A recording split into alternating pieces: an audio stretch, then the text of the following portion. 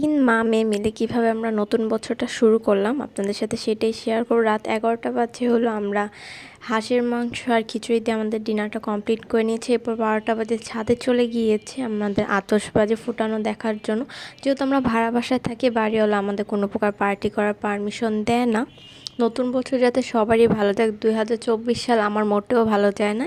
যাক, যার যেমনই যাক, নতুন বছর যাতে সবারই আতশবাজি যেভাবে ফুটিয়ে সবাইকে আনন্দ দিচ্ছে, দীপাবলি যেন নতুন বছরটাই সবার ভালো যাক, এই দোয়ায় নতুন বছরটা শুরু করলাম। এরপর হচ্ছে আমার দুলাভাই আমার বোনকে সারপ্রাইজ দেওয়ার জন্য নতুন বছরে কেক পাঠিয়ে দিয়েছে। এরপর হচ্ছে আমরা দু বোন মিলে মজা করে নতুন বছরে কেকটা কাটলাম। যে আমাদের হচ্ছে মোমবাতি আনতে মনে ছিল না, আমাদের বাসায় হচ্ছে একটা আপেলের মতন হচ্ছে একটা মোমবাতি ছিল, সেটা জ্বালিয়েই হচ্ছে যে কেকটা কাটলাম।